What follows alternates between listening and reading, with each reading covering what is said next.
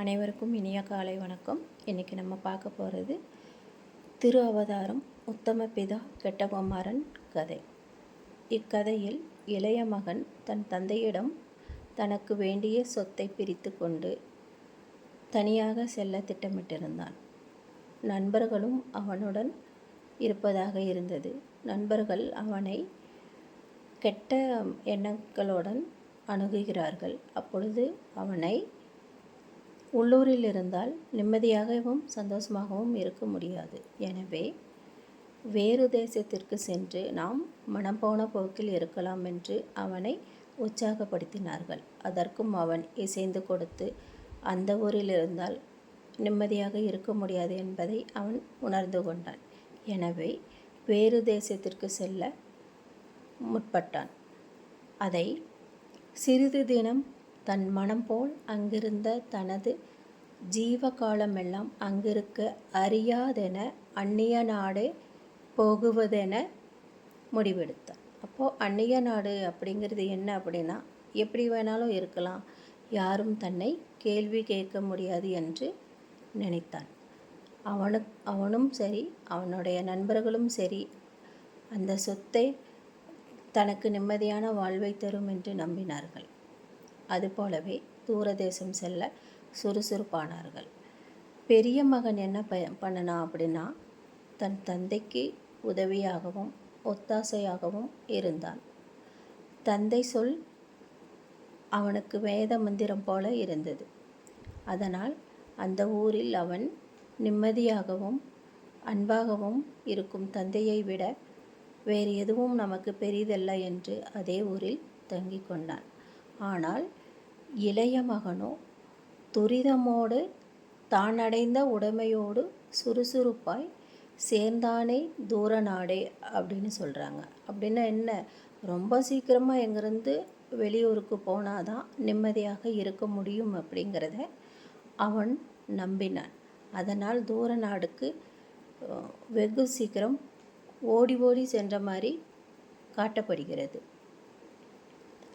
அதுக்கப்புறம் என்ன நடந்துச்சு அப்படின்னு பார்த்தோம்னா, கட்டெறிந்த காளை போல் அங்கும் இங்கும் துள்ளி குதித்தான்.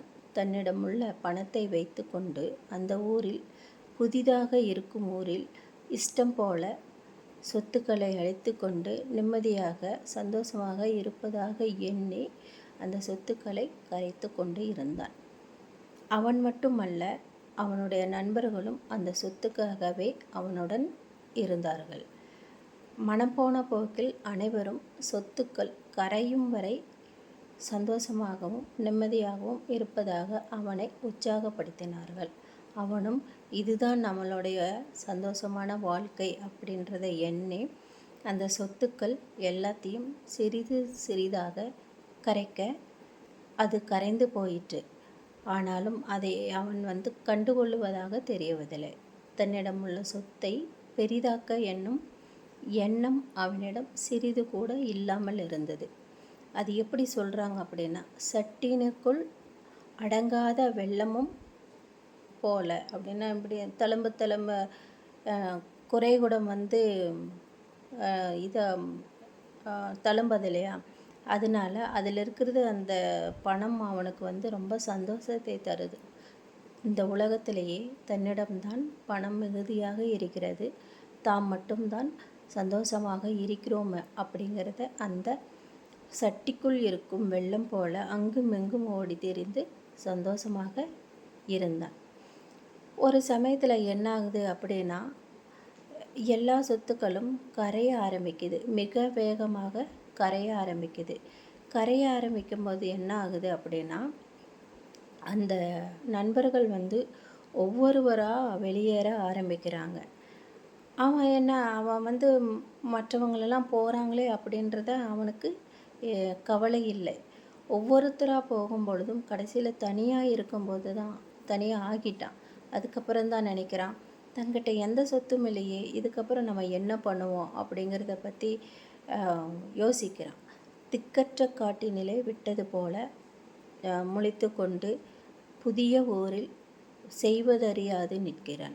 அப்பொழுது தான் அவன் உணவு உணவுக்காக திரும்பவும் தன்னிடம் பணம் இல்லையே அப்படிங்கிறத எண்ணி வருந்துகிறான்.